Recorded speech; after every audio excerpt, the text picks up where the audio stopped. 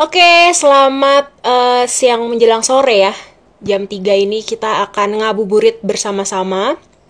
Balik lagi di Jayaboard Instagram Live dengan aku Putri. Kalau kemarin ditemenin sama Sari ya, ngomongin kemarin itu temanya adalah tentang Jayaboard Design Competition. Sari juga ngejelasin tentang apa itu Jayaboard Design Competition, yaitu kompetisi kita yang rutin kita lakukan. Jadi kita menggait semua kalangan ya, mulai dari profesional sampai ke mahasiswa publik lah, untuk seru-seruan bikin desain. Temanya juga macem-macem.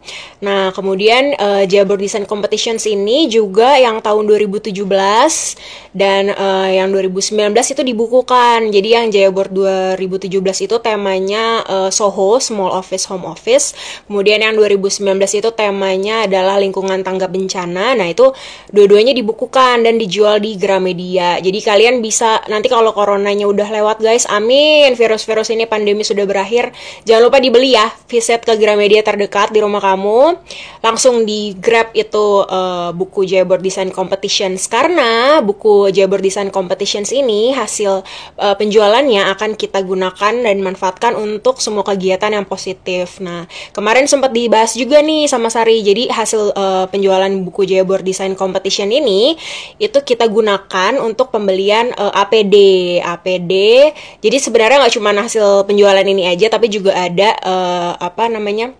penggalangan dana karyawan dari manajemen Jayaboard juga. Nah, itu hasilnya semua totalnya kita belikan APD, terus kita produksi juga masker kain, ada sekitar 6.000-an lebih guys. Nah, itu kita kasih juga, kita bagiin ke project, ke toko-tokonya Jayaboard. Jadi untuk membantu juga buat masyarakat yang memang belum bisa untuk stay di rumah karena masih harus ada pekerjaan di masa pandemi ini. Jadi salah satunya kita bagikan masker kain. Nah, terus APD juga kita beliin tuh kayak semacam baju hazmat, terus ada masker, terus ada glove juga, sarung tangan. Nah, itu kita kasih ke 2 rumah sakit. Nah, kemarin itu rumah sakit yang terdekat dari kantor kita, Palma Tower di head office di Pondok Pinang, itu adalah rumah sakit RSUP Fatmawati dan RSUD Pasar Rebo. Nah, kemarin sudah diberikan APD itu kepada pihak rumah sakit, diwakili, simbolisasi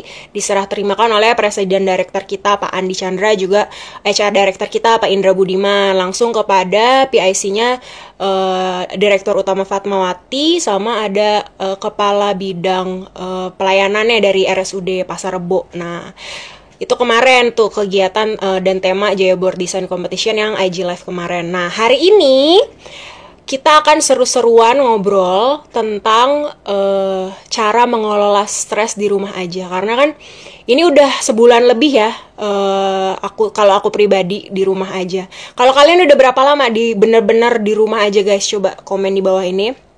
Udah berapa lama kalian di rumah?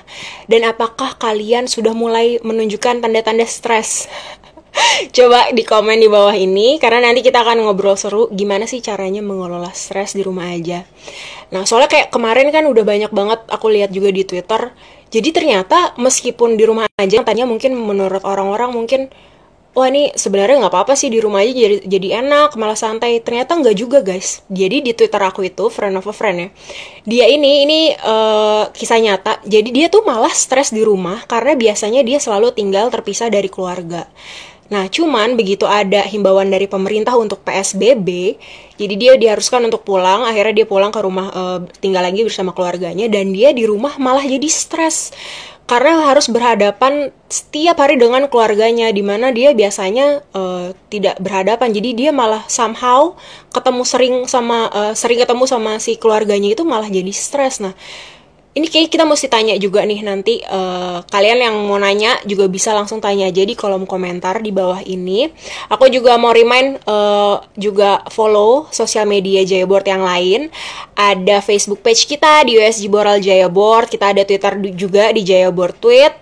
@jayaboard_ij, Instagramnya udah pasti, dan kita ada YouTube guys, jangan lupa Jaya Board Tube. Jadi selain kalau kalian udah bosen nonton Korea ya, boleh tuh ditonton Jaya Board Tube, ada cara-cara aplikasi, tips and trick, semua seru-seru. Jadi kalau mau menambah wawasan tentang aplikasi, nah itu bisa banget langsung di view aja Jaya Board Tube kita guys. Nah, oke, selanjutnya ini aku mau mengundang narasumber aku. Beliau adalah Dokter Sandra namanya. Beliau ini saat ini dia adalah dosen di Fakultas Psikologi UPH. Nah, sebentar, aku cari dulu nih namanya beliau, akunnya Sandra Susanto. Ibu dokter, apakah sudah standby, Bu? Coba bisa di request aja mungkin untuk join. Sebentar, aku coba kalian komen juga ya guys di bawah ini. Kalian ini udah mulai stres nggak di rumah aja gitu? Coba ya, aku panggil dulu. Mungkin Bu Dokter kalau udah standby bisa request nih Bu, untuk join live-nya kita. Bu Sandra, untuk langsung kita tanya-tanyain ke dia apa aja sih sebenarnya cara-cara atau cara mencegah si stres ini gitu kan. Coba ya, kita invite lagi nih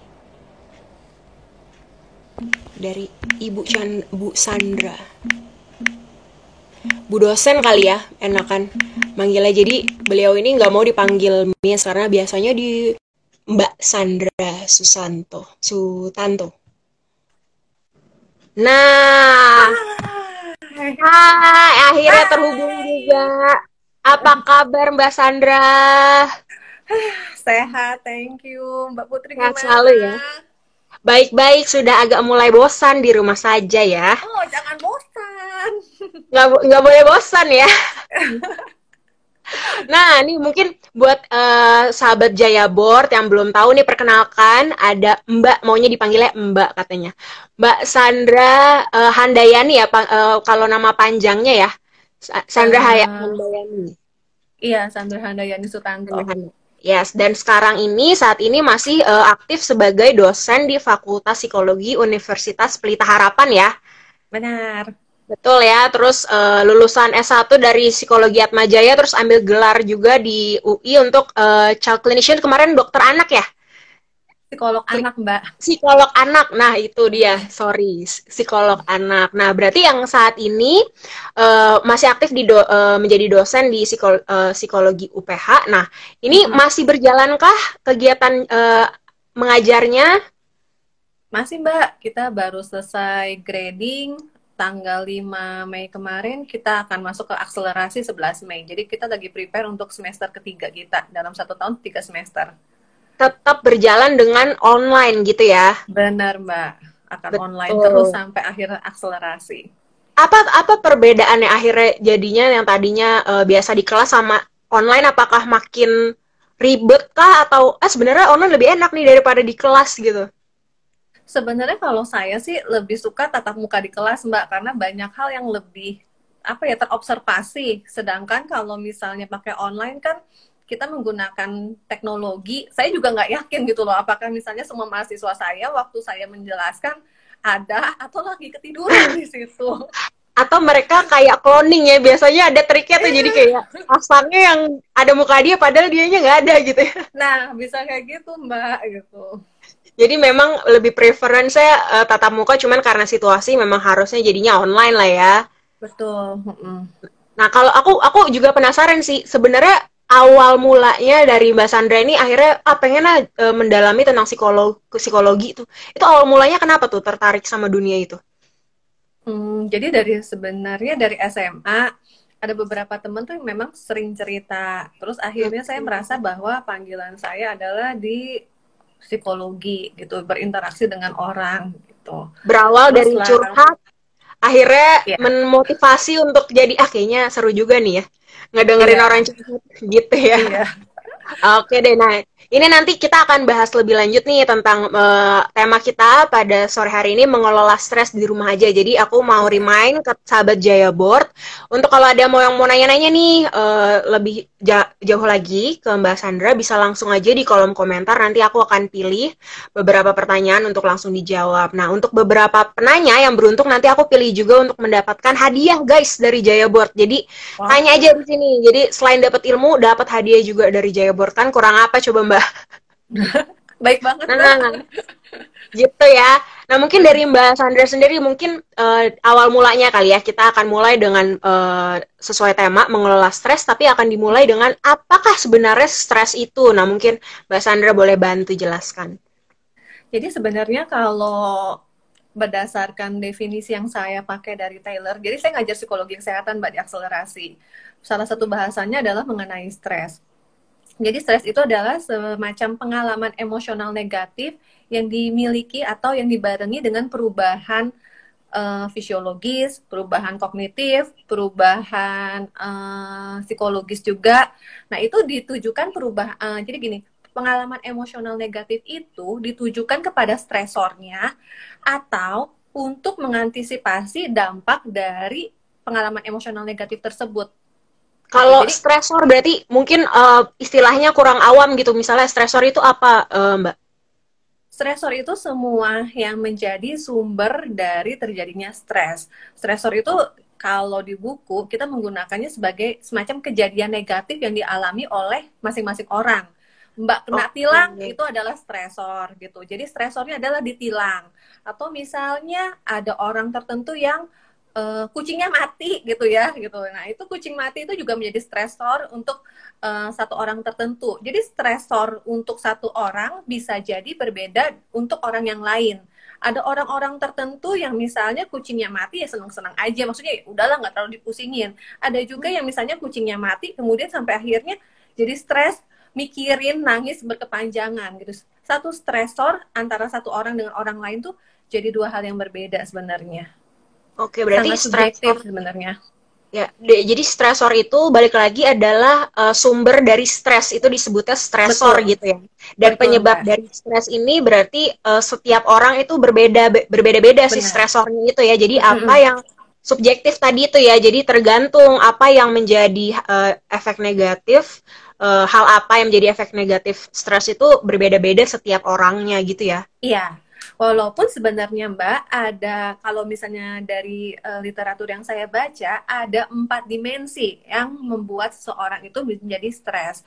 Jadi dimensi itu adalah peristiwa negatif, hal-hal kejadian-kejadian negatif yang terjadi dalam setiap orang, dalam kehidupan orang, bercerai, kemudian ada pasangan yang meninggal, atau kemudian segala sesuatu yang bersifat kejadian negatif itu akan mendatangkan lebih banyak stres dibandingkan kejadian yang positif, Mbak gitu. Kalau orang nikah terus punya anak, mungkin itu tidak terlalu stres dibandingkan kalau misalnya bercerai atau kemudian dipecat, itu akan menimbulkan stres yang lebih tinggi pada orang tertentu. Terus yang kedua, ada peristiwa-peristiwa yang kita tidak dapat kontrol, termasuk pandemi COVID-19 ini. Ini Iya. tidak terkontrol. Semakin kejadian tidak bisa kita kontrol, semakin itu mendatangkan stres bagi diri kita sendiri atau bagi orang lain. Kita nggak tahu misalnya pandemi ini kapan selesainya, atau kemudian misalnya kejadian bencana alam, gempa bumi atau banjir, itu juga akhirnya membuat kita karena tidak bisa mengontrol, itu mendatangkan stres tersendiri. Lalu yang Oke. ketiga adalah peristiwa yang tidak terlalu jelas, Mbak. Jadi misalnya ada orang dikasih misalnya pekerjaan oleh bosnya dengan tuntutan pekerjaan yang nggak jelas. Menit segini mintanya begini, menit berikutnya dia minta lagi hal yang lain. Karena ini Iya. tidak terlalu jelas, ini akhirnya mendatangkan stres bagi orang tersebut. Itu yang ketiga. Lalu yang keempat adalah overload. Overload atau kebanyakan beban itu mendatangkan stres tersendiri bagi orang tertentu, bagi semua orang sih sebenarnya. Jadi Iya. kalau misalnya tadinya Mbak hanya bekerja gitu, terus kemudian sampai rumah bisa istirahat. Nah, begitu kondisi pandemi ini Mbak harus di rumah, Mbak Putri harus di rumah, harus ngurus rumah gitu ya. Banyak sekali beban yang diberikan kepada Mbak Putri, itu akhirnya mendatangkan stres bagi orang tersebut, bagi Mbak Putri sendiri misalnya gitu. Oke. Berarti Mm-mm. kalau bisa disimpulkan si stres ini sebenarnya ada berapa golongan kalau misalnya bisa simpulkan? Kalau berdasarkan literatur nih ada 4. Jadi ada kejadian atau 4 peristiwa ya. negatif, ada kejadian yang nggak bisa kita kontrol, terus kemudian ada peristiwa yang tidak terlalu jelas gitu, sama ada yang namanya kelebihan ban gitu. Dan biasanya orang-orang kita semua gitu akan cenderung mengalami stres jika yang terkena adalah area penting dalam kehidupan kita. Jadi Oke. misalnya bagi saya pribadi, misalnya pernikahan saya penting dan pekerjaan saya penting, ada sesuatu yang berhubungan dengan peristiwa, ada sesuatu yang berhubungan dengan pernikahan atau dengan pekerjaan, itu akhirnya mendatangkan stres lebih tinggi dibandingkan kalau misalnya saya nggak bisa melakukan hobi saya, karena hobi saya tuh semacam apa ya, kalau di buku tuh peripheral domain, jadi bukan sesuatu yang menjadi sentral dalam kehidupan saya gitu. Ya. Tapi berarti itu lagi-lagi subjektif, berbeda setiap orang ya.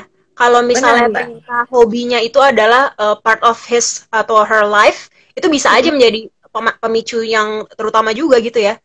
Bisa Mbak, jadi misalnya gini, kalau misalnya seorang YouTuber atau vlogger, hobinya itu kan menjadi sumber penghasilan bagi Ya, dirinya dia. Nah, kalau ada segala sesuatu yang kira-kira berdampak terhadap hobi, merangkap pekerjaannya ini akan mendatangkan stres bagi dia. Gitu. jadi berbeda-beda ya. Jadi yang Benar. misalnya ada yang menurut dia hewan peliharaannya itu berharga untuk dia, sedangkan menurut Mm-mm. orang lainnya sebenarnya itu sebenarnya nggak terlalu berpengaruh. Jadi memang Mm-mm. berbeda setiap orang ya si Ya, stresornya ini. Dan tadi ada 4 ya yang ya, apa namanya yang pemicu utamanya. Berarti ya. ekonomi, kemudian Ya, hubungan relationship. ya, kalau di Amerika tuh ada beberapa. Jadi masalah tanggung jawab sebagai anggota keluarga, terus kemudian masalah ekonomi gitu, terus masalah, bentar ya Mbak, sambil lihat Oke, oke. contekannya. Berarti tadi Jadi memang ada, nah mm-mm. ini ada 5 stresor. Jadi adalah ekonomi, kemudian pekerjaan, family health problems, jadi masalah kesehatan di dalam keluarga, terus kemudian ada masalah uang, dan masalah tanggung jawab sebagai anggota keluarga itu mendatangkan stres lumayan besar gitu. 5 Oh, terbesar itu adalah 5 hal terbesar. yang disebutkan barusan. Jadi 5 pemicu terbesarnya itu tadi ya. Yang Iya, terutama ujung-ujungnya juga ya. iya di uang. Uang ini faktor ekonomi ya. Oke, oke. Kemudian ada lagi Mbak Sandra mungkin yang terkait stres ini. Oke, kalau yang berikutnya, ternyata stres ini kalau misalnya kita tidak coping, kita tidak selesaikan, itu menimbulkan dampak yang lumayan buruk bagi kesehatan kita. Oke. Berarti Jadi sangat pengaruh kepada kesehatan gitu ya. benar banget Mbak. Jadi kalau misalnya dampak stresnya ini tidak diselesaikan, itu akan mempengaruhi kadar imun dalam diri seseorang. Terus Oh, oke. kemudian ya kemudian ada juga bisa jadi yang tadinya hidupnya sehat tapi kemudian karena dia terkena stres hidupnya makin tidak sehat misalnya seperti itu. Terus kemudian ada berkurangnya waktu tidur, kemudian kecenderungan untuk makan makanan yang apa ya, yang merilis stres tapi sebenarnya bukan suatu hal yang baik. Jadi makan yang Oh, terlalu oke. manis kah gitu, atau Ya, kemudian ya, minum ya. alkohol kah gitu, kemudian kehilangan optimisme dan lain-lain, itu dampaknya cukup banyak dan memang akhirnya kalau nggak ditangani itu akan menggerogoti kesejahteraan dan kesehatan mental orang tersebut. Dimana memang kesehatan mental ini sangat berpengaruh terhadap dia menjalani kehidupannya ya si individu Benar ini Mbak. berarti benar-benar sangat Mm-mm. penting. Nah, kalau misalnya nih kita sudah ada stres, maksudnya tuh ada nggak sih sebenarnya cara untuk mengenali nih dari diri sendiri gitu misalnya, oh oke, ini kayaknya sepertinya saya sudah mulai mau stres atau oke, saat ini kayaknya saya sedang stres atau sampai ke tahap oh ini saya stresnya udah akut. Nah itu ada nggak sih sebenarnya cara-cara untuk mengenali tahapan stres dia tuh udah sampai mana gitu. Sebenarnya yang paling mudah melihat dari kondisi fisik sih Mbak. Kalau misalnya kondisi fisiknya gini, tadinya Mbak punya selera makan yang cukup normal, tapi begitu ada suatu masalah Mbak tuh misalnya akhirnya berhenti makan, nggak mau makan sama sekali. Nah itu bisa menunjukkan kalau Mbak misalnya terkena stres gitu, atau mengalami masalah yang memang belum selesai. Atau misalnya kalau saya sendiri dalam kondisi stres, saya tuh bisa terbangun di tengah tidur saya. Jadi saya mengalami gangguan tidur. Kalau misalnya kondisi stres level saya tuh naik, tadinya saya cukup tidur dan nyenyak, 8 jam misalnya atau 7 jam, itu bisa saya terbangun di tengah-tengah malam kemudian memikirkan pekerjaan saya misalnya seperti itu. Oh, oke. Nah, itu adalah indikator bahwa kita mengalami stres gitu. Jadi Tapi balik lagi sih, ada perubahan dari siklus yang normalnya dia. Misalnya nggak betul. nggak melulu harus misalnya jadi nggak nafsu makan. Kalau misalnya ternyata makannya kok jadi lebih lebih daripada biasanya, tuh termasuk juga nggak? Bisa juga nggak?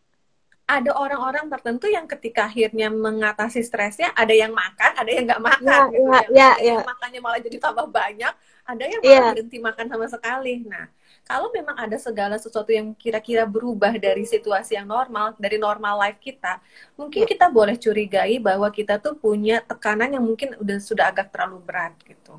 Oh, oke. Jadi intinya adalah ketika dia sudah mulai melakukan hal-hal yang di luar normalnya dia yang dia lakukan setiap hari gitu ya. Betul, Nah, tapi betul Mbak. sampai batas mana akhirnya dia merasa, wah ini sepertinya saya butuh pertolongan dari psikolog atau apa. Itu gimana cara kita untuk assess itu di diri kita sendiri gitu. Jadi sebenarnya kita tuh harus punya awareness, punya kesadaran sih terhadap diri sendiri. Kalau misalnya udah tahu nih, dalam kondisi stres saya tuh cenderung misalnya makan lebih banyak. Nah, ketika kita misalnya dalam kondisi, kok ini saya makan banyak terus, kerjaan banyak terus, nah ini mengindikasikan bahwa kita tuh tengah dilanda yang namanya stres gitu. Tapi mau menekankan di sini Mbak, sebenarnya stres itu nggak selalu negatif.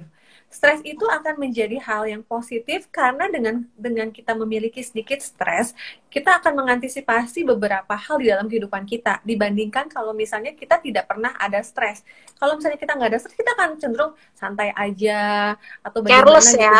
Iya, terlalu seperti itu. Sedangkan kita memang perlu sedikit stres di dalam kehidupan kita untuk memenuhi beberapa hal yang memang kita perlu kerjakan di dalam kehidupan kita. Tapi kalau proporsinya kebanyakan gitu, itu akan menjadi sesuatu yang merugikan buat kehidupan kita. Oke, berarti sebenarnya stres ini juga bisa dilihat dari sisi positifnya. Jadi kita lebih memperhatikan atau preventing gitu ya. Jadi bisa Mm-mm. mencegah atau bisa mikirin lagi hal-hal yang bisa mencegah ekspektasi kita mungkin takutkan karena ada apa gitu ya. Jadi kitanya Iya. lebih aware. Nah, cuman yang tadi itu gimana kita tahu kalau ini sepertinya udah butuh pertolongan nih gitu. Pada Kalau tahap apa misalnya itu, biasanya? kalau misalnya ternyata banyak sekali perubahan-perubahan yang terjadi dari pola normal kita, Mbak. Atau misalnya kita sudah kehilangan kehilangan apa optimisme ya atau udah mulai berasa saya tuh tidak mampu sudah cukup tidak berkompeten saya tuh terlalu bodoh ya buat mengerjakan ini ada beberapa pikiran-pikiran negatif yang terus-menerus muncul nah mungkin saja pada saat tersebut kondisi stres kita memang benar-benar naik gitu Mbak Jadi benar-benar kalau ketika dia sudah. Mm-mm. jadi sebenarnya yang bisa kita lakukan adalah aware dengan kondisi diri kita sendiri atau kalau misalnya kita tinggal dengan orang lain mestinya bisa memberitahu sih kalau misalnya ternyata kita terlihat sudah mulai kelihatan stres. Jadi bukan hanya dari diri sendiri, kita juga perlu feedback atau input dari orang lain juga gitu. Oke, jadi mungkin ketika dia sudah merasakan dirinya ada yang nggak beres dan udah mulai Ya. kehilangan kesemangatnya, udah berlebihan Hmm. dan sampai orang-orang sekelilingnya juga udah mulai merasakan gitu, mungkin dia Uh-uh. memang butuh masukan ya dan butuh pertolongan gitu ya. Tapi ketika ada orang yang sebenarnya dia belum sampai tahap cuman parno aja gitu misalnya, itu tapi nggak apa-apa juga kah untuk kayak misalnya dia langsung berkonsultasi dengan dokter atau psikolog gitu? Jadi sebenarnya gini, pergi ke psikolog itu bukan hanya untuk orang yang punya disorder. Nah, Orang-orang yang orang-orang yang kira-kira perlu untuk menceritakan masalahnya dia, itu juga bisa kok untuk pergi ke psikolog gitu. Jadi karena dulu misalnya ada gini, stigma ya, mm-mm, karena dulu ada silakan stigma Mbak. kan, kalau ke Mm-mm. psikolog tuh, wah nih orang kayaknya nggak beres atau apa gitu kan. Jadi Iya, banyak makanya orang yang akhirnya takut untuk pergi, takut dicap jelek lah oleh lingkungannya gitu kan. Padahal sebenarnya enggak mm-mm, ya, Mbak, benar gitu. gitu. Tadi mungkin ada yang mau dijelas tambahkan? Sama ini terakhir mengenai yang masalah coping stress. Jadi stres itu Hmm. kan harus ditanggulangi ya Mbak ya, Ya, supaya ya. tidak makin berdampak negatif terhadap diri kita. Cara menanggulangi stres itu bisa terbagi dua secara teoritis. Ada yang namanya emotion focus coping, jadi kita mengatasinya dengan emosi gitu ya. Ada juga yang berhubungan dengan problem focus coping. Kita mencari solusi dari permasalahan atau kejadian negatif yang menimpa diri kita. Emotion Oke. focus coping tuh mestinya gini, Mbak. Jadi kalau misalnya ternyata kucingnya mati kayak tadi ya gitu. Ya. Yang dilakukan adalah nangis gitu supaya dengan seperti itu dia lega. Nah, ketika dia nangis, dia sedang melakukan yang namanya emotion focus coping. Jadi dia mengeluarkan dulu gitu apa saja yang menjadi semacam kesedihannya, pokoknya itu berhubungan dengan emosi-emosi itu diselesaikan dulu, terus kemudian dia mikir gitu loh, apa yang akan kita lakukan ya kalau memang kucingnya udah mati, kalau misalnya memang saya memerlukan kucing dalam hidup saya, atau misalnya memerlukan bintang peliharaan dalam hidup saya, kayaknya saya mau beli lagi deh gitu. Nah itu bisa Hmm. jadi adalah uh, problem fokus coping gitu. Jadi bagaimana keluar dari masalah dengan pemikiran yang konstruktif gitu Mbak. Oke, berarti dua hal itu, dia mengeluarkannya secara emosi itu tidak apa-apa untuk sebagai Mm-mm. reliever, kemudian juga Mm-mm. menyelesaikannya gitu ya, dengan mengambil Betul, tindakan gitu. iya. Oke. Nah, kemudian ini ada yang nanya nih, aku udah pin di Instagram. Mbak Sandra, akhir-akhir ini setelah hampir 7 minggu di rumah, kok ada efek anxiety ya? Apakah itu normal? Anxiety-nya model kayak gimana? Nah, mungkin ada yang kayak gelisah atau mungkin nggak betah gitu mungkin di rumah, udah pengennya keluar aja gitu, jadi gelisahan aja gitu terus di rumah itu gimana? Hmm, jadi gini, sebenarnya dalam kondisi pandemi ini yang mau coba diingatkan lagi, kita tuh perlu strategi supaya well-being kita tuh tetap berjalan, well-being kita tuh tetap terjaga. Nggak ada yang sebenarnya siap sih Mbak dalam kondisi seperti ini. Saya nggak siap, Mbak nggak siap gitu. Tiba-tiba kita semuanya dipaksa untuk bekerja dari rumah. Ini bukan suatu hal yang memang sudah dipersiapkan dari awal tahun. Semua orang mengalami kekagetan dari kondisi ini gitu ya. Ya. Nah, sekarang dengan kondisi begini kita harus bekerja dari rumah, strateginya apa? Mau bagaimana? Apakah kita akan terus-menerus menolak kondisi ini gitu ya? Atau kita mencoba beradaptasi sebenarnya dengan kondisi yang terjadi di pandemi ini? Dalam arti gini, Mbak, ini kondisi memang uncontrollable event seperti yang tadi saya bilang, stresor yang uncontrollable. Sekarang kita tuh harus bagaimana? Kalau menurut saya, saran saya adalah beradaptasi dengan kondisi ini. Kalau memang sekarang ini harus bekerja di rumah, berarti ada beberapa hal yang harus kita bisa kerjakan supaya bisa bekerja di rumah. Mulai dari menyiapkan tempat tertentu ya, supaya tempat bekerjanya ini juga cukup efektif sama seperti kantor, mulai juga dari pembagian waktu, kapan harus mengerjakan urusan rumah, kapan harus mengerjakan urusan rumah tangga gitu.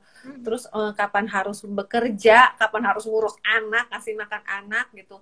Sampai akhirnya bagaimana dalam kondisi pandemi ini kita juga bisa tetap bersenang-senang misalnya, atau tetap melakukan segala sesuatu yang memang pernah kita kerjakan atau nggak sempat kita kerjakan kalau misalnya di kebiasaan yang lama gitu Mbak.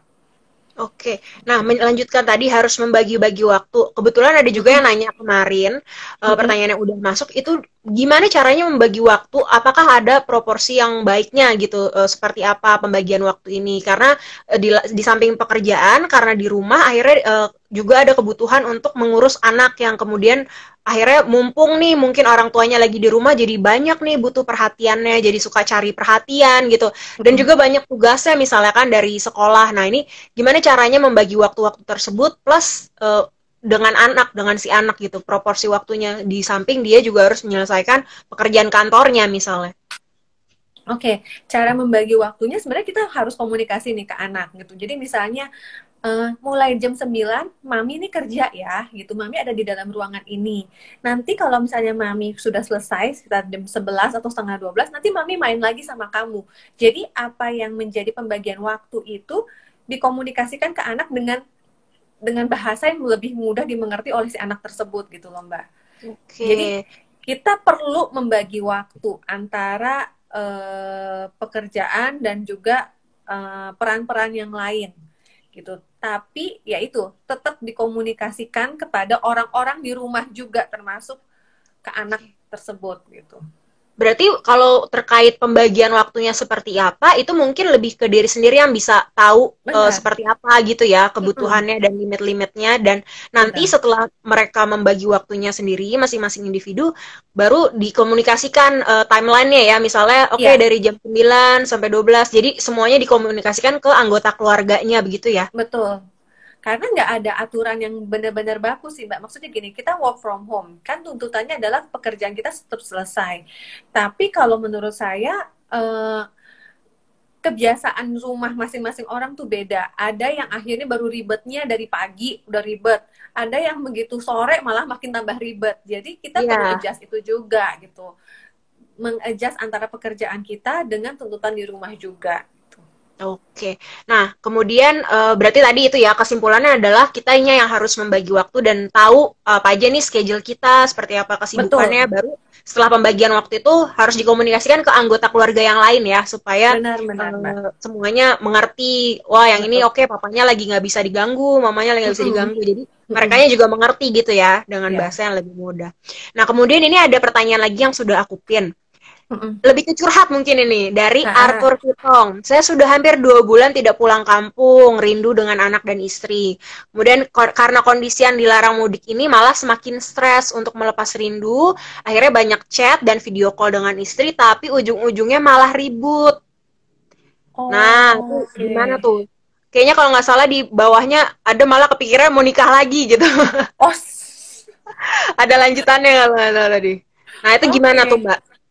Sebenarnya gini, ya memang kondisi ini memang tidak menyenangkan sih Mbak. Tadinya interaksinya bisa secara langsung, sekarang kan interaksinya kita banyak menggunakan teknologi, internet.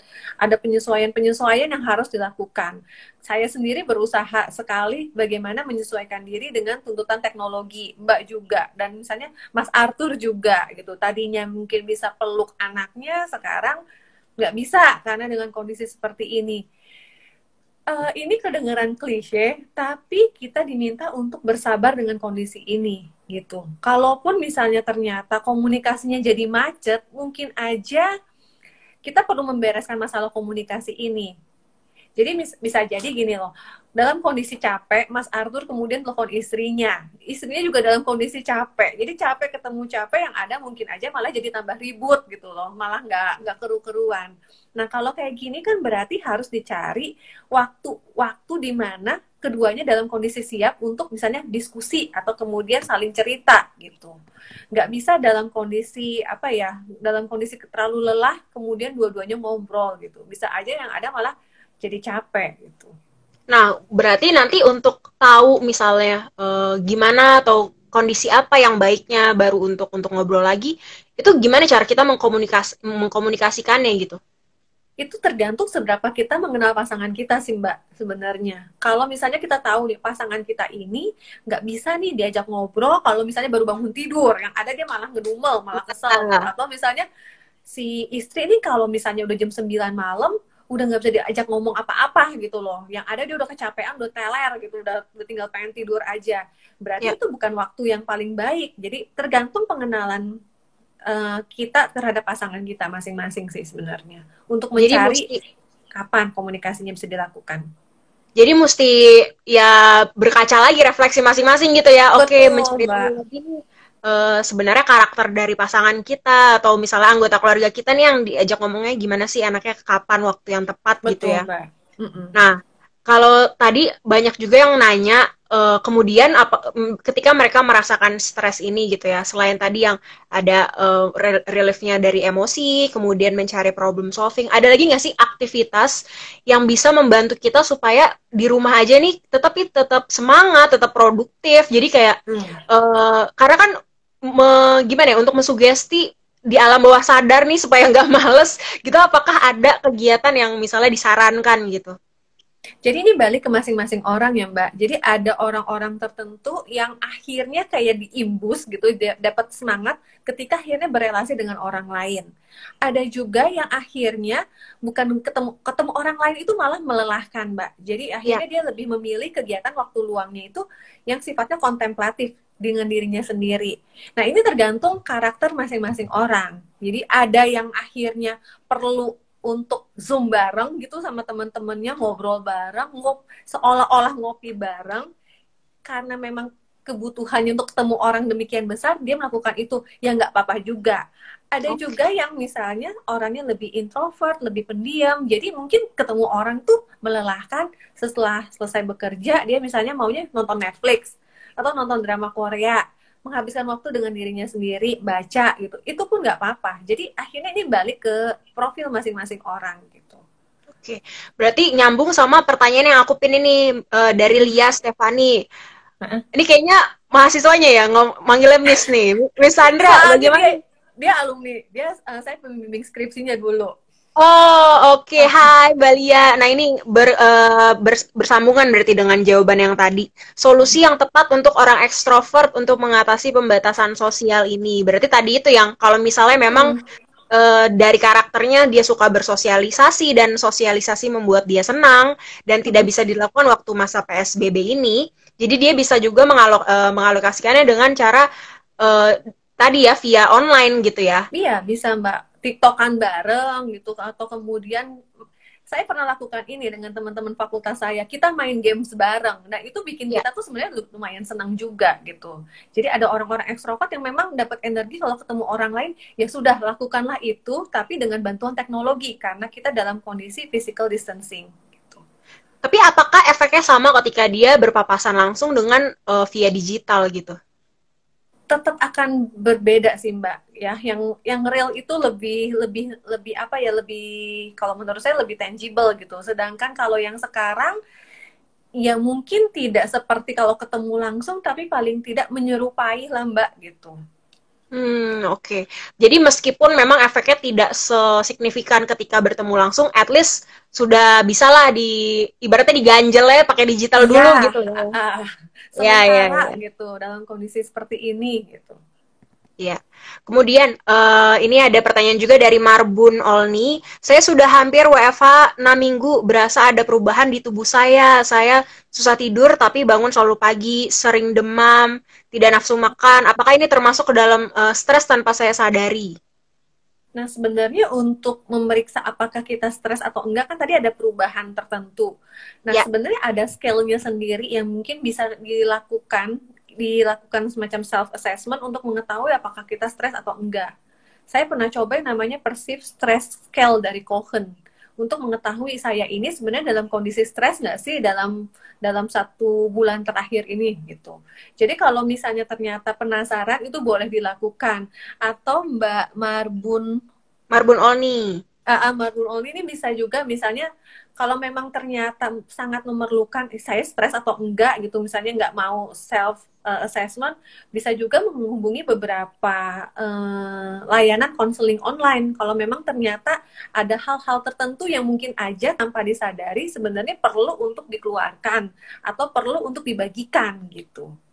Yang tadi itu berarti ya dok ya, ketika dia sudah mulai menyadari ada yang berubah dari dia Mm-mm. di normalnya ketika keadaan normal, mungkin itu sudah mulai ada ini ya tanda-tanda gitu ya. Iya, sebenarnya sebelum pergi ke pergi ke psikolog, perlu cari tahu dulu sih sebenarnya stresornya apa gitu. Apakah sebenarnya ini karena pekerjaan kah, atau karena peran yang akhirnya jadi double-double kah, atau karena apa gitu yang akhirnya membuat perubahan-perubahan ini muncul. Kalau sudah tahu stresornya apa, ini akan lebih mudah ditanggulangi dibandingkan kalau kita nggak tahu stresornya apa. Ya, itu tadi memang agak rumit ya apabila memang dari pribadinya juga dia bingung sebenarnya stresornya apa, dia tidak sadar gitu. Misalnya dia Mm-mm. sebenarnya eh let's say dia ternyata stresornya ini dari keluarga, tapi sebenarnya dia nggak sadar itu dari keluarga. Karena dia rasanya biasa aja gitu. Nanti itu Nah, akan dibantu oleh tenaga ahli untuk digali lagi apa ini betul, yang betul. penyebabnya gitu ya. Oke, Benar, tapi Mbak. kalau masalah-masalah istilahnya tuh berarti psikomatis ya, apa? Psikosomatis ya. Yang Psikosomatis. psikosomatis itu mungkin bisa dijelaskan lagi tuh, Mbak, psikosomatis itu Jadi seperti apa? sebenarnya kalau psikosomatis itu sebenarnya kondisi kondisi tubuh kita tuh baik-baik aja gitu ya. Terus tapi secara psikis mungkin saja ada masalah-masalah tertentu. Jadi dalam kondisi sebenarnya fisiknya baik-baik aja, dia berasa ada masalah. Nah, mungkin saja dan biasanya ini berakar dari masalah yang namanya insecurity. Jadi apa ya? Bahasa Indonesianya apa ya insecurity? Masalah aduh, saya biasanya manggilnya Kayak pakai lebih insecure ya. menggunakan insecure gitu, masalah ketidakyakinan gitu, masalah ketidakamanan gitu yang mungkin aja terjadi gitu. Nah ini kalau dalam masa pandemi bisa jadi karena beberapa hal sebenarnya Mbak. Jadi ada juga orang-orang tertentu yang dalam masa pandemi ini kok kayaknya saya mulai batuk-batuk deh gitu ya gitu, atau kemudian kok saya mulai ini gitu. Nah ini bisa jadi karena terlalu banyak paparan informasi yang mungkin akhirnya mengakibatkan kesejahteraan mentalnya malah jadi turun gitu. Berarti psikosomatis itu adalah keadaan di mana ketika dia mulai merasakan dari fisiknya tuh udah mulai ada yang misalnya mulai ada timbul-timbul seperti penyakit, tapi sebenarnya ketika diperiksakan dia nggak ada apa-apa sebenarnya Baik-baik gitu. aja gitu. Ini lebih ke Nah, masalah psikisnya yang mungkin aja perlu bantuan gitu, Mbak. nah, ketika psikosomatis itu apakah ketika masalah pandemi ini itu normal ketika seorang itu merasakan kayaknya ada gangguan psikosomatis ini? Sebenarnya itu normal atau enggak sih sebenarnya? Tergantung masing-masing Mbak adaptasinya kayak gimana. Ada orang-orang tertentu yang memiliki adaptasi dengan cukup cepat, tidak merasakan ini. Atau ada juga yang mungkin kepribadiannya lebih cenderung pencemas, mungkin lebih rentan terhadap perasaan-perasaan seperti ini gitu Mbak. Oke, berarti nanti ketika dia, let's say dia merasakan gejala-gejala kayak demam, seperti itu, sehingga dia kok, wah ini jangan-jangan aku kena COVID nih misalnya gitu. Mm-mm. Nah itu apakah ada cara dia membedakannya atau memang harus dibantu oleh dia langsung aja ke dokter untuk periksa atau seperti apa gitu? Jadi kan sebenarnya kalau untuk tahu kita kena COVID atau enggak berdasarkan protokol kesehatan tuh ada macam-macam ya Mbak ya gejalanya mulai dari demam, kemudian batuk kering dan lain-lain. Kalau memang itu semua dia rasakan mulai sesak nafas dan lain-lain, mungkin saja yang dia khawatirkan adalah hal yang benar, tapi memang kita tetap perlu cross check ke dokter. Tapi kalau misalnya enggak gitu, ini enggak seperti itu, ya mungkin aja enggak ada gejala ke sana gitu. Mungkin aja cuman memang dia kelelahan atau apa gitu yang membuat dia tuh sebenarnya harus beristirahat lebih banyak misalnya kayak gitu. Itu bisa dibantu oleh misalnya orang rumah kah untuk bantu ngecek gitu, misalnya apakah benar dia demam atau gimana, atau oh ini Bisa cuma Mbak. Bisa Mbak. Jadi bisa misalnya dia tinggal dengan keluarga, pasangannya bisa ngecek apakah dia benar demam atau enggak, atau misalnya di rumah ada termometer kan kita bisa cek suhunya ya. apakah melampaui sekitar 38 gitu untuk beberapa hari sekaligus gitu. Apakah dia juga punya kesulitan untuk bernafas, sesak nafas yang terus-menerus gitu. Nah, itu kan dia bisa sadar dengan sendirinya, bisa juga diamati oleh orang lain juga gitu untuk Ya. mengkonfirmasi apa yang menjadi kekhawatirannya dia gitu. Jadi nggak usah buru-buru untuk, wah ini kayaknya saya sakit nih, langsung ke dokter gitu tuh sebenarnya nggak perlu ya. Jadi cari second opinion dulu, tenang-tenang Iya, dulu, menenangkan diri ketika iya, memang memang perlu tenang dan bersabar. ya tenang dan bersabar. Nah tadi nyambung dengan masalah gangguan kesehatan dan fisiknya itu. Kalau olahraga nih dok, ada yang nanya juga kalau sebenarnya kita berolahraga itu, apakah membantu kesehatan mental juga nggak sih dengan rutin olahraga gitu? Banget. Benar. Jadi dengan berolahraga menggerakkan badan kita, sebenarnya kita juga sedang membantu bukan hanya kesehatan secara fisik, tapi kesehatan secara psikis. Karena ketika kita berolahraga ada beberapa eh, hormon yang memang teraktivasi, yaitu endorfin dan hormon-hormon yang menyenangkan lain lah gitu, yang akhirnya Ya. memang teraktivasi dengan adanya olahraga gitu. Cuma memang perlu diingat olahraga yang harus dilakukan itu bukan olahraga yang ketemu dengan banyak orang, bukan main basket bareng gitu loh ya. Gitu. Tapi misalnya jalan kaki bareng 2 orang atau paling banyak 5 orang gitu dalam physical distancing itu diperbolehkan gitu. Sebenarnya juga sempat ngobrol juga kan Mbak kemarin sama Mbak Sandra. Sebenarnya nggak hanya olahraga ternyata ya untuk mengeluarkan si endorfinnya itu, tapi melakukan Iya, aktivitas lain yang menyenangkan hati kita pribadi itu juga ya, main iya. game atau melukis, masak gitu ya. Ya, ada kegiatan-kegiatan tersendiri yang masing-masing orang tuh punya gitu. Apa yang membuat seorang itu kemudian jadi lebih termotivasi atau lebih menyenangkan gitu, mendatangkan efek lebih menyenangkan buat orang tersebut. Berarti pada saat masa seperti ini kalau sudah mulai sumpek di rumah bisa melakukan kegiatan-kegiatan tersebut ya yang menyenangkan hati untuk mereduce Benar, si Mbak. stress levelnya gitu ya. Dan kalau menurut saya memang kegiatan menyenangkan itu perlu dimasukkan ke dalam segala ke dalam hal-hal yang memang perlu dilakukan, masuk ke dalam rutinitas kita gitu. Misalnya seperti Jadi apa tuh? jadi misalnya gini, hari ini misalnya jam 4 saya sudah selesai bekerja ya. Saya suka masak gitu. Bagi saya masak itu menyenangkan. Jadi saya lakukan itu, masak untuk menyenangkan hati saya. Karena hari ini ternyata pekerjaan saya sudah selesai, misalnya kayak gitu. Ada orang tertentu yang akhirnya sesudah misalnya jam bekerja mau nonton drama Korea gitu ya. Itu nggak apa-apa gitu. Segala sesuatu yang menyenangkan itu perlu dilakukan dan kita perlu mengapresiasi diri kita sendiri sebenarnya, Mbak. Gitu. Oke, memang penting untuk dilakukan Benar. setiap hari gitu ya? Kalau ya tergantung Atau masing-masing orang sih Mbak. Ada yang akhirnya kalau saya berasa nggak, kalau masak tiap hari itu akhirnya menjadi malah suatu jadi hal yang capek. ah, ah. Jadi saya pikir saya masak misalnya 2 hari sekali atau 3 hari sekali gitu. Atau kalau misalnya ada yang berpikir ya udahlah nonton drama Korea sehari sejam nggak masalah gitu, ya udah lakukanlah seperti itu gitu. Berarti lagi-lagi harus mengenali karakter dirinya pribadi seperti apa gitu ya? Benar Mbak. Sama hobinya apa gitu untuk melakukan kegiatan yang menyenangkan itu.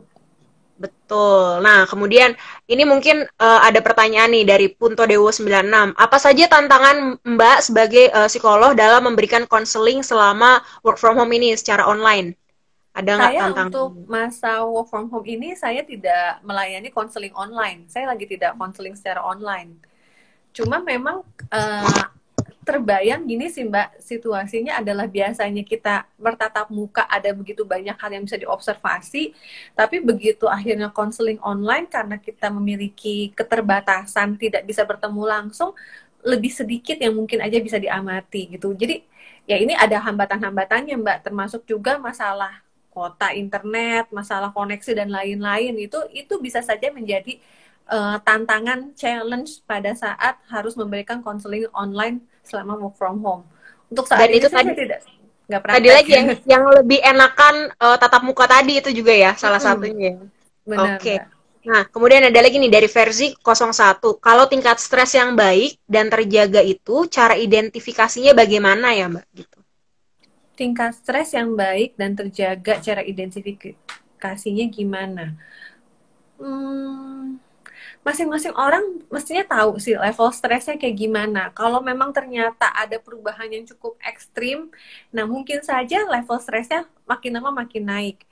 Nah, cara menjaga supaya level stresnya tidak terlalu naik, yaitu lakukan kegiatan yang menyenangkan, buat target yang memang bisa dikerjakan. Kita perlu menjaga kesejahteraan kita sendiri gitu loh, supaya akhirnya stres itu tidak semakin menggerogoti atau bahkan memangsa kita gitu. Itu tadi ya, apabila dia sudah mulai merasakan, wah ini sepertinya lagi-lagi asesmennya dari diri sendiri.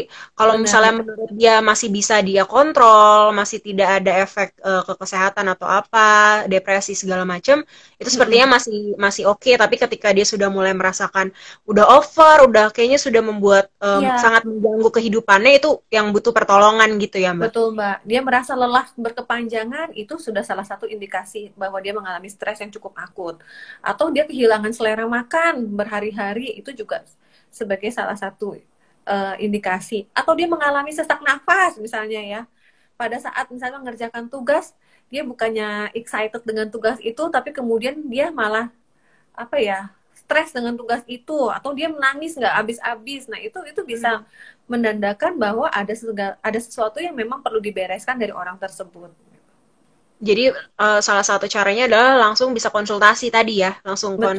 konsul, menelepon, menghubungi yang bertugas ya pihak medisnya. Ya. Nah, kemudian ini ada pertanyaan lagi terkait yang pandemi ini kan karena kita sudah di rumah sangat terlalu lama, kemudian ada istilah cabin fever. Nah, itu cabin fever. Benarkah jika kita beradaptasi dengan stres, jadi ada istilah cabin fever dan isolasi sepanjang pandemi ini nantinya malah justru apa namanya si stres ini adalah new normal untuk kita dan merubah sejatinya kita. Apakah benar? Jadi sebenarnya gini Mbak, dalam kondisi pandemi ini lama-lama hal yang kita lakukan ini akan menjadi sesuatu yang normal yang baru gitu. Karena kita nggak tahu akan berapa lama kita keluar dari pandemi ini. pilihannya ada di kita sih. Apakah kita akan terus mendinai gitu, menyangkali bahwa kita di tengah pandemi gitu tidak melakukan segala sesuatu yang berhubungan dengan menjaga diri kita supaya tidak terkena virus, atau kemudian beradaptasi terhadap perubahan gitu, Mbak. Kalau kita bisa beradaptasi terhadap perubahan, kita akan survive. Tapi kalau misalnya kita tidak bisa beradaptasi terhadap perubahan, ya mau nggak mau akhirnya dalam kondisi yang stres sebenarnya gitu, Mbak. Oke, tapi berarti istilah si cabin fever itu apakah ada penjelasan lebih lanjut nih, Mbak? Saya perlu ini lagi deh, browsing lebih lanjut mengenai itu, mengenai cabin fever. Tapi kalau misalnya ini akan menjadi our new normal, ya untuk saat ini. Tapi apakah our new normal ini akan mengubah kepribadian kita? Nggak bisa serta-merta langsung disimpulkan seperti itu. Oke. Gitu. Kebiasaan mungkin berubah, tapi apakah sejatinya diri kita akan berubah? Belum tentu juga sih gitu. Ada Jadi itu adalah ada orang-orang misalnya Mbak yang memang introvert ya, dalam kondisi pandemi ini tetap saja introvert, lebih menyukai misalnya hobi-hobi yang berhubungan dengan dirinya sendiri. Ada orang-orang yang memang terlahir secara ekstrovert, di tengah kondisi pandemi ini pun dia lebih suka akhirnya ketemu orang lain melalui Zoom, atau kemudian misalnya bisa ngobrol, chit-chat sama teman-temannya gitu. Itu tidak mengubah kondisi dia, mengubah kondisi karakternya dia, enggak gitu. Kebiasaan mungkin berubah, tapi inti dirinya untuk saat ini mungkin aja sama gitu. Jadi berbeda antara kepribadian dengan kebiasaannya ya. Betul, itu adalah dua hal yang berbeda. Betul, itu yang perlu ditarik garis. Kebiasaan kita kan berubah, kebiasaan sanitasi, kebiasaan rutinitas, kebiasaan berbagi peran. Kita akan mengalami perubahan itu, dan sekarang kita mengalami itu. Tapi apakah itu akan mengubah kepribadian kita? Nggak bisa serta-merta, Mbak, karena kepribadian itu terbentuk dengan jangka waktu yang cukup lama. Dan apakah segala sesuatu yang memang terjadi secara singkat ini akan mengubah kepribadian kita? Kayaknya nggak akan bijak kalau misalnya kita tarik kesimpulan terlalu cepat dari kondisi seperti itu. Oke, berarti memang nggak bisa disamain ya, karena kepribadian itu butuh tahap development yang sangat panjang prosesnya ya. Betul. Nah, kemudian kalau misalnya nih, kemudian kita melewati melewati masa pandemi ini gitu ya. Nah, kita kan sebenarnya dari fisik dan kebiasaan udah terbiasa dengan mungkin seperti berasanya tuh Sabtu Minggu terus gitu lah ya. Nah, ketika masuk akhirnya ke normal kerja seperti biasa, nih gimana cara mengatasi kita supaya kayak istilahnya Monday sickness ya. Jadi biar nggak ada mindset yang waduh jadinya males nih masuk kantor. Jadi seperti apa caranya untuk supaya kita tetap bisa langsung balik lagi ke kita yang normal dulu. Jadi sebenarnya saya tuh percaya manusia itu adalah makhluk yang beradaptasi. Jadi apapun kondisinya, manusia itu bisa melakukan adaptasi terhadap perubahan tersebut. Kenapa begitu? Demi masalah keberlangsungan hidup. Jadi kita beradaptasi supaya kita survive gitu. Termasuk kalau misalnya ternyata suatu saat nanti pandemi ini berakhir gitu loh Mbak. Kita akhirnya masuk dalam rutinitas kita yang lama. Gimana cara beradaptasinya? Nanti akan menemukan lagi pola-pola beradaptasinya gimana. Tadinya mungkin nggak suka dengan dengan kondisi hari Senin. Nah, bisa jadi begitu merasakan, wih hari Senin ya, tadinya waktu masa pandemi ini saya terkurung gitu di dalam rumah, sekarang saya bisa ketemu orang lain loh di hari Senin gitu. Nah, itu akhirnya membuat ya yang tadinya tidak menyenangkan menjadi menyenangkan. Semuanya balik ke masalah kontrol dan pemikiran kita mau bagaimana sih sebenarnya gitu. Jadi mindset ya, balik lagi ke mindset. Jadi mungkin berarti kesimpulannya adalah bagaimana dari kita sendiri membuat hari-hari tersebut kemudian menyenangkan gitu ya. Ada yang misalnya udah set, nanti males sih cuman hari Senin nanti mau makan ini jadinya semacam motivasi sendiri gitu ya. Biar semangat harinya ya. Benar. Jadi banyak hal yang kita bisa lakukan untuk mengontrol sebenarnya. Jadi saya percaya yaitu satu, manusia itu makhluk yang adaptif. Yang kedua adalah kita memiliki kontrol terhadap kehidupan kita gitu, nggak dikontrol oleh orang lain. Ya memang sih hari Senin memang tidak menyenangkan, tapi kita tuh bisa loh membuat hari Senin itu menyenangkan gitu loh. Jadi kontrolnya tuh ada di masing-masing individu, termasuk juga untuk melewati masa pandemi ini gitu. Berarti memang kesimpulannya mulai dari dia mengindikasikan ini diri assessment itu dari diri sendiri, dari dia relever oke nih cara ngatasinnya itu juga dari diri sendiri sampai ke mindset gimana cara menghadapi supaya membuat hari-hari itu semangat dan produktif itu benar-benar semua dari diri sendiri ya balik Benar, lagi. benar, Mbak. Balik Oke. lagi ke Ini diri kita sendiri. oke, pertanyaan terakhir mungkin. Adakah efek stres akibat work from home berpengaruh terhadap faktor vitalitas pria atau wanita? Maksudnya kayak gimana tuh, Mbak? Mungkin kesehatan kebugarannya kali dari pria atau wanita itu kalau stres tuh ada efeknya nggak sih? Mungkin tadi itu ya, lebih ke Ada. kondisi fisiknya gitu Ya. ya. Jadi kondisi stres kalau memang kita tidak tangani dengan baik, baik pria maupun wanita semuanya rentan terhadap stres. Tergantung kamu mau mengelolanya bagaimana. Kalau misalnya ternyata kondisi stres kamu kelola dengan baik, kamu melakukan coping gitu dengan baik, kamu berolahraga, menjaga diri kamu gitu, meningkatkan imunmu, makan makanan yang cukup sehat, mestinya itu tidak berdampak terlalu banyak gitu. Oke deh, berarti memang harus jaga kesehatan. Jadi meskipun Benar. nggak stres mungkin tetap harus menjaga kesehatan ya. Nggak Benar, Mbak, harus karena stres. kita perlu imun yang sehat untuk melewati masa pandemi ini gitu. Iya betul. Nah mungkin nih terakhir karena kita sudah ada di penghujung acara nih nggak terasa udah sejam aja. Jadi mungkin terakhir dari Mbak Sandra ada nggak closing statement, mungkin pesan-pesan untuk masyarakat Indonesia dalam menghadapi masa pandemi ini? Jadi gini, masa pandemi ini adalah sesuatu yang memang kita nggak bisa kontrol. Nggak ada yang pernah tahu tiba-tiba pandemi ini terjadi. Tapi bukan berarti kita itu kemudian menyerah begitu saja terhadap pandemi. Manusia itu perlu survive. Kita tuh bisa dan seharusnya bisa untuk survive. Survive dengan cara gimana? Coping stres yang cukup baik, kelola stres dengan baik, makan makanan yang cukup bergizi, olahraga, apapun yang kita bisa lakukan untuk bisa melewati masa pandemi ini. Toh ini juga pada akhirnya akan berakhir juga kok masa pandemi ini. Nggak akan selalu sepanjang tahun atau kemudian 2 tahun, 3 tahun akan seperti ini. Ada masa-masa tertentu bahwa ini akan segera berakhir. Kita tetap memiliki optimisme, harapan bahwa ini semua juga akhirnya selesai gitu. Selama Jadi masih menunggu itu selesai, tetaplah tenang, bersabar, lakukan yang terbaik yang kita bisa untuk bisa survive. mantap, Mbak. Jadi benar-benar harus optimis, melakukan apapun sebisanya kita aja, tetap tenang gitu ya, harus stay Ya, positif dan stay produktif betul. gitu ya. Betul, Mbak. Oke, Desip, terima kasih banget untuk ilmunya, sharingnya pada Sama-sama, sore Mbak hari Putri. ini. Semoga berguna buat sahabat Jayaboard sekalian. Nanti kalau misalnya ada yang mau nanya-nanya, langsung aja di komen. Nanti kita bisa kirimin ya ke Mbak Sandra, minta tolong bantu jawab. Nanti Boleh, akan boleh, dijawab juga. silakan. Siap, thank you ya Mbak Sandra atas waktunya. Terima Sama-sama. kasih. Thank you, Nah, Mbak. Salam bye. Jaya Board.